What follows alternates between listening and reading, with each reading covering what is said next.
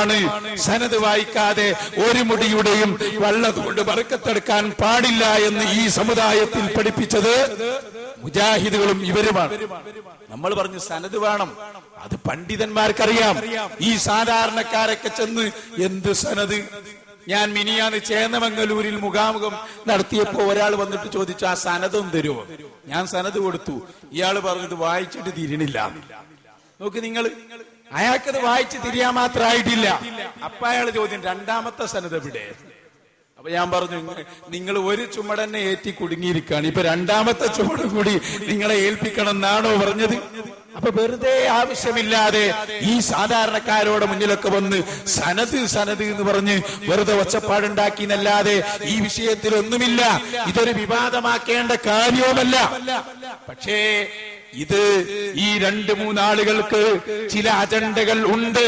അതെന്താണ്? വഹാബി നേരത്തെ പ്രസംഗിച്ചല്ലോ, അല്ലാഹുവിന്റെ റസൂലിന്റെ ആധാറുകൾക്ക് ബഹുമാനമുണ്ട്. പക്ഷേ അവൻ പറയുന്നത് എന്താണെന്നറിയോ? ബഹുമാനമുണ്ട്, പക്ഷേ ബഹുമാനിക്കാൻ ഞങ്ങളെ കിട്ടൂല. അതെന്താ? അവരതിന്റെ കൂടെ പറയുന്നത് ഇന്ന് ലോകത്തെവിടെയും അങ്ങനെ ഒരു ആസാറ് നിലവിലില്ല എന്നാണ് വഹാബി പറയുന്നത്. ഈ ഒരു ആദർശത്തിലേക്ക് കേരളക്കരയിലെ മുസ്ലിമീങ്ങളെ കൊണ്ടുപോകാനുള്ള ഗൂഢശ്രമമാണ് എസ്ക കുട്ടികളെ നിങ്ങൾ നടത്തുന്നത് എന്ന് ഈ സമയത്ത് ഞങ്ങൾ ഇവിടെ പറയുകയാണ്. കണ്ടോ, സക്കരിയ സുലായി പറയുന്നത് എവിടെയുമില്ല എന്ന് അയാൾ പറഞ്ഞത്. മർക്കസിൽ മാത്രമല്ല, ലോകത്തെവിടെയും അഷ്റഫുൽ ഹൽക്കിന്റെ ഒരു ആധാറും നിലവിലില്ല എന്ന് സക്കരിയ സുലാഹി. കേട്ടോളൂ. പ്രവാചകനുമായി വന്ന കാദിയാനികളെ ഒറ്റപ്പെടുത്തിയതുപോലെ കള്ളമുടിയുമായി വന്ന കാന്തപുരം ഗ്രൂപ്പിനെ ഒറ്റപ്പെടുത്തണമെന്ന ആഹ്വാനവുമായിട്ടാണ് മുസ്ലിം സംഘടനകൾ മുന്നേറിക്കൊണ്ടിരിക്കുന്നത്. ഞങ്ങൾക്ക് കാന്തപുരത്തോടോ അദ്ദേഹത്തിന്റെ ബിസിനസ് സംരംഭങ്ങളോടോ കേട്ടങ്ങള് ഇവരെല്ലാരും കൂടി നേതാവായി, പുതിയ നേതാവാ സക്കരിയ സുലാഹി. അയാളെ പ്രഖ്യാപനം ഒന്നുകൂടി കേൾപ്പിച്ചു കൊടുക്ക്, അതിന്റെ ശേഷം മറ്റേ കേൾപ്പിക്കാം. ഞങ്ങൾ എല്ലാരും കൂടി നിങ്ങളെ ഒറ്റപ്പെടുത്തും.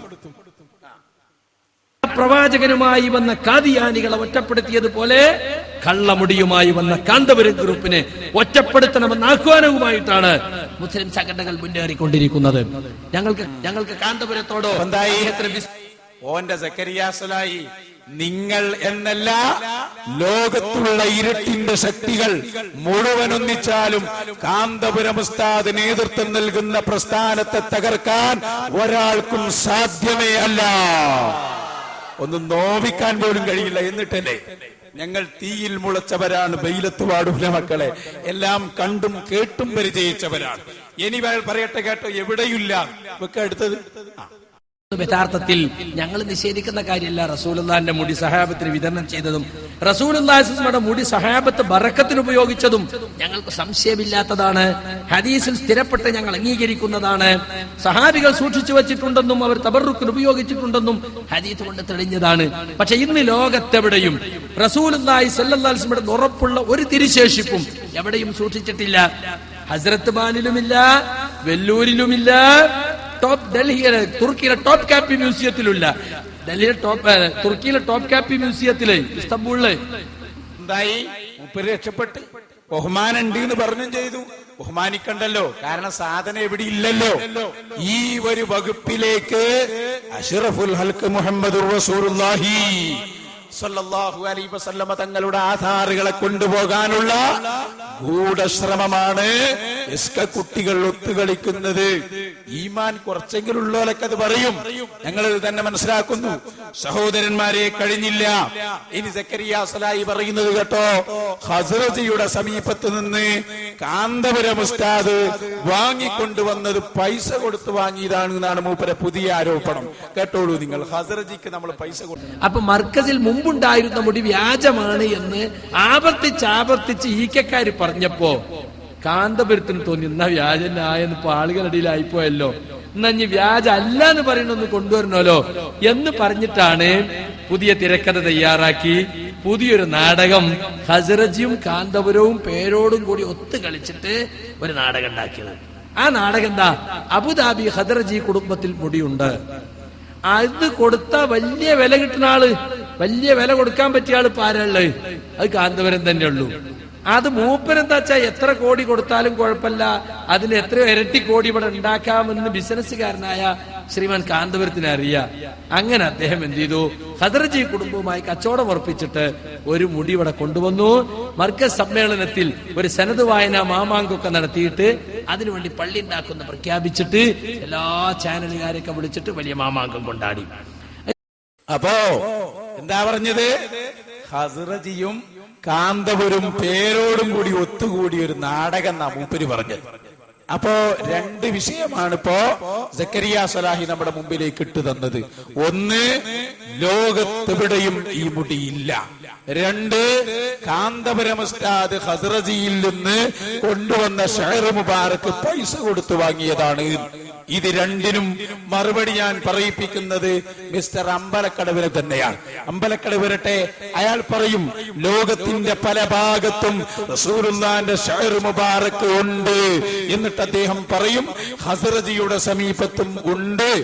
പിന്നെ അയാൾ പറയും അത് പൈസ കൊടുത്താൽ കിട്ടൂല, കാരണം വലിയ വലിയ കോടീശ്വരന്മാരാണ് അറബികൾ. കണ്ടോ? അപ്പൊ സക്കരിയ സലാഹി പറഞ്ഞ കാര്യങ്ങൾക്ക് അമ്പലക്കടവിനെ കൊണ്ട് തന്നെ ഒന്ന് മറുപടി പറയിപ്പിക്ക്. അതിന്റെ സെന്റർ അങ്ങോട്ട് കൊടുക്കുക. അയാൾ പറയട്ടെ ലോകത്ത് എവിടെയൊക്കെ മുടിയുണ്ട്. പ്രശസ്തമായ പല കേന്ദ്രങ്ങളിലും ആ വിശുദ്ധ മുടികൾ സൂക്ഷിച്ചു വരുന്നുണ്ട് എന്നത് ചരിത്രപരമായ യാഥാർത്ഥ്യമാണ്. നമ്മുടെ ഇന്ത്യ മഹാരാജ്യത്ത് തന്നെ തമിഴ്നാട്ടിൽ വെല്ലൂരിൽ അള്ളാഹുവിന്റെ ഹബീബിന്റെ ആ വിശുദ്ധമായ ഒരു മുടി സൂക്ഷിച്ചിരിപ്പുണ്ട് എന്നത് ലോകത്തറിയപ്പെട്ട വാർത്തയാണ്. വളരെ ഭദ്രമായി ശക്തമായ ബന്ദവസ്തോടുകൂടി സൂക്ഷിക്കപ്പെട്ട ആ മുടി വർഷത്തിൽ ഒരു തവണ റബീഉൽ അവ്വൽ 12 ഹബീബായ റസൂലുള്ളാഹി സ്വല്ലല്ലാഹു അലൈഹി വസല്ലം ജനിച്ച ആ ദിവസം മാത്രം പോലീസ് ബന്ദവസ്തോടുകൂടി പുറത്തെടുത്ത് പുറത്തുള്ളൊരു വലിയ ചെമ്പിൽ ആ മുടിയൊന്ന് മുക്കി അതങ്ങനെ തന്നെ കൊണ്ടുപോയി സൂക്ഷിച്ചു വെക്കുന്ന ഈ മുടിയിട്ട വെള്ളം ജനങ്ങൾ ബറക്കത്തിന് കൊണ്ടുപോകുന്ന സംവിധാനം അറിയപ്പെട്ടതാണ്. കേരളത്തിൽ നിന്ന് പോലും ആ വെള്ളം സ്വീകരിക്കാൻ വേണ്ടി ആളുകൾ റബീഉൽ അവ്വൽ 12 വെല്ലൂരിൽ പോകാറുണ്ട്. ഇന്ത്യയിലെ കശ്മീർ ഹസ്രത്ത് ബാൽ മസ്ജിദ് റസൂലുള്ളാഹിന്റെ തിരുമുടി സൂക്ഷിച്ച ആ വിശുദ്ധമായ പള്ളി അറിയപ്പെട്ടതാണ്. അനിഷേധ്യമായ പരമാർത്ഥമാണ്. സുഡാനിൽ ഈ മുടി ആധികാരികമായി സൂക്ഷിക്കപ്പെട്ടിരിക്കുന്നുവെന്ന് രേഖകളിൽ കാണുന്നു. അതുപോലെ അബുദാബിയിൽ ഷെയ്ഖ് ഖസ്റജി ഉണ്ട്. അബുദാബിയുടെ മുൻ മതകാര്യ വകുപ്പ് മന്ത്രി, യുഎയുടെ മന്ത്രി. അദ്ദേഹം ഖസ്റജി കുടുംബമാണ്. അൻസാരികളായ സ്വഹാബി പരമ്പരയിൽപ്പെട്ട മഹാനാണ്. അദ്ദേഹത്തിന്റെ വീട്ടിൽ അവരുടെ ഫാമിലി ഭദ്രമായ ഒരു മുടി സൂക്ഷിച്ചു വെച്ചിട്ടുണ്ട്. അത് എല്ലാ റബീഉൽ അവ്വൽ 12-നും റമദാൻ 27-ാം രാവിന്റെ അന്നും പ്രത്യേകം പുറത്തെടുക്കാറുണ്ട് എന്ന് അവിടെയുള്ള രേഖകൾ ചൂണ്ടിക്കാണിക്കുന്നു. ഇങ്ങനെ വേൾഡിൽ അറിയപ്പെട്ട സ്ഥലങ്ങളിൽ വളരെ പാവനമായി വളരെ ആധികാരികമായി പ്രബലമായ കുടുംബങ്ങളോ ഔദ്യോഗിക തലത്തിൽ ഗവൺമെന്റ് സംവിധാനത്തോടെയോ അത് സൂക്ഷിച്ചു വരുന്നു എന്ന യാഥാർത്ഥ്യം നമ്മൾ നിഷേധിക്കുന്നില്ല. അത് വല്ലാത്ത പുണ്യവുമുണ്ട്. പക്ഷെ ആ മുടി ഇത്രമാത്രം 14 നൂറ്റാണ്ടുകാലം പാരമ്പര്യമായി കൃത്യമായ നിവേദക പരമ്പര സഹിതം ആ സിൽസില വഴി ആ കണ്ണികൾ വഴി പാവനമായി ഇവിടെ എത്തിച്ചേർന്നു സ്ഥിരപ്പെട്ട ആ മുടികൾ ഒരു കേന്ദ്രവും മറ്റൊരു വിഭാഗത്തിന് വിട്ടുകൊടുക്കാൻ സാധ്യത വളരെ കുറവാണ്. എത്ര കാശ് കൊടുത്താലും ശരി. പിന്നെ കാന്തപുരം അബൂബക്കർ മുസ്ലിയുടെ കയ്യിൽ ധാരാളം പണമുണ്ട്, അയാൾക്ക് എവിടുന്ന് വാങ്ങിക്കൊണ്ടുവരാനുള്ള സാധ്യത സങ്കല്പിച്ചാൽ കാന്തപുരത്തിന് പണം കൊടുത്ത അറബികളാണ്. ലോകത്തെ ഏറ്റവും വലിയ സമ്പന്നരുടെ കൂട്ടത്തിൽ ദുബൈയിലെ അബുദാബിയിലെ സമ്പന്നരായ മുസ്ലിം അറബികളുടെ പേരുകളുണ്ട്. അങ്ങനെ പണം കൊടുത്താൽ ഈ മുടി സംഘടിപ്പിക്കാൻ സാധിക്കുമെങ്കിൽ കാന്തപുരത്തിന് അറബികൾ കൊടുത്ത പണത്തിനൊരു ഭാഗമാണുള്ളത്. സത്യത്തിൽ അവർക്ക് പണം കൊടുത്ത കോടീശ്വരന്മാരായ ഈ അറബ് പ്രമുഖന്മാർ ഈ മുടി വിലക്കെടുക്കൂലേ? കിട്ടാല്ല. അങ്ങനെ സ്വാഭാവികമായി എന്തായി? ആ പറഞ്ഞതിനൊക്കെ മറുപടിയായി ഞാൻ പറയുന്നത് വളരെ കൃത്യമായി ശ്രദ്ധിക്കുകയും വേണം. ഇവിടെ നിങ്ങൾ നോക്ക്, അബൂദാബിയിലെ അഹ്മദ് ഖസ്റജിയുടെ സമീപത്ത് അഷ്റഫുൽ ഖൽഖ് മുഹമ്മദുർ റസൂലുള്ളാഹി സ്വല്ലല്ലാഹു അലൈഹി വസല്ലം തങ്ങളുടെ ഷഹർ മുബാറക്ക് ഉണ്ട് എന്നും അത് പൈസ കൊടുത്ത് വാങ്ങാൻ കഴിയില്ല എന്നും അത്രയും സമ്പന്നരാണ് അബൂദാബിയിലുള്ള അറബികൾ എന്നും വളരെ വ്യക്തമായി നിങ്ങൾ കേട്ടു. സഹോദരന്മാരെ, നിഷ്പക്ഷകർക്ക് ഇത് മാത്രം മതി, വേറെ ഒന്നും വേണ്ട. എല്ലാവരും അംഗീകരിച്ചു, മുജാഹിദുകൾ ഒഴികെ. എന്നിട്ട് നിങ്ങൾ നോക്ക്, ഇപ്പോൾ ഞാൻ വെറുതെ പറഞ്ഞതല്ല, ഇവരെല്ലാരും കൂടി കൂട്ടുമുന്നണി ഉണ്ടാക്കിയിട്ട് നമ്മുടെ സുന്നി പ്രസ്ഥാനത്തെ തകർക്കാൻ ഒരുങ്ങുന്നു എന്ന് ഞാൻ വെറുതെ പറഞ്ഞതല്ല. കേട്ടോളൂ, ഹുസൈൻ സലഫി അദ്ദേഹം പ്രഭാഷണം നടത്തുകയാണ്. ഷഹർ മുബാറക്കിനെതിരെയാണ് പ്രസംഗം. പക്ഷേ അദ്ദേഹം പറയുന്നത് ഷഹർ മുബാറക്കിനെതിരെ ഇനി ഞങ്ങൾ പറയേണ്ടതില്ല, പിന്നെയോ നിങ്ങളെ കൂട്ടത്തിലുള്ള ആളുകൾ തന്നെ അതിനെതിരെ പറയുന്നു എന്ന് പറഞ്ഞ് ഇവരൊന്നിച്ച് നേരത്തെ ഉണ്ട് എന്ന് പറഞ്ഞിരുന്ന അവർ തന്നെ അമ്പലക്കടവാണല്ലോ പറഞ്ഞത്, മുജാഹിദുകൾക്ക് മേറ്ററുണ്ടാക്കി കൊടുക്കുന്ന വളരെ ദയനീയമായ കാഴ്ച മുസ്ലിമീങ്ങളെ നിങ്ങളൊന്ന് കണ്ടു നോക്കൂ. ഇവർ ഈ സമുദായത്തെ എങ്ങോട്ട് കൊണ്ടുപോകുന്നു? ഹുസൈൻ സലഫിയുടെ പ്രഭാഷണത്തിൽ നിന്ന് ഇന്ന് നിങ്ങൾ കൊണ്ട് നടക്കുന്ന മുടി അല്ലാഹുവിന്റെ റസൂലിന്റെ മുടിയല്ല. അതാരുടെ മുടിയാണെന്ന് അമ്പലക്കടവ് ഫൈസി അതാ പറഞ്ഞിട്ടില്ലേ മുമ്പ്? അതാ കാന്തപുരം അബൂബക്കർ മുസ്ലിയാരുടെ സ്വന്തം മുടിയാണെന്ന് പണ്ട് പറഞ്ഞു. ഇപ്പോൾ ഇതാ പറയുന്നു വേറൊരു മുടിയെന്ന്. ആ മുടിയെക്കുറിച്ചും നിങ്ങൾ ഇതെന്ന് പറയുന്നു കേട്ടോ. തിരുനബി കേശം ആധികാരികത പരിശോധിക്കണം. ഡോക്ടർ ബഹാവുദ്ദീൻ നദ്വി കൂരിയാട് മുജാഹിദല്ല പറയുന്നത്. നിങ്ങൾ കൊണ്ട് നടക്കുന്ന മുടികളൊക്കെ പരിശോധിക്കണം എന്ന് പറയുന്നു. മാത്രമല്ല അതിനൊന്നും യാതൊരു അടിസ്ഥാനവുമില്ല എന്നും പലരും അതാ പല കാര്യങ്ങൾക്ക് വേണ്ടി കൊണ്ടു നടക്കുകയാണെന്ന് കൃത്യമായി എഴുതിയിരിക്കുന്നു. കേട്ടോളൂ. ഇദ്ദേഹം ഇതിൽ പറയുന്നത് എന്താ? ശരിക്ക് കേട്ടോ. നേരത്തെ പ്രവാചകന്റെ തിരുകേശം തങ്ങളുടെ സ്ഥാപനത്തിൽ സൂക്ഷിച്ചിട്ടുണ്ടെന്ന് വാദിക്കുകയും അതിന്റെ പേരിൽ സാമ്പത്തിക നേട്ടങ്ങൾ കൈവരിക്കുകയും ചെയ്യുന്നതിനിടെ വ്യക്തമായ സനത് പരിശോധിക്കാനായി ഉത്തരവാദപ്പെട്ടവർക്ക് നേരെ വെല്ലുവിളികൾ ഉയർന്നപ്പോൾ അദ്ദേഹം ഒഴിഞ്ഞു മാറുകയായിരുന്നു. അത് വിലപ്പോവില്ലെന്ന് കണ്ടപ്പോഴാണ് പുതിയ കേശവുമായി ഇവർ രംഗത്തെത്തിയതെന്ന് അദ്ദേഹം പറഞ്ഞു.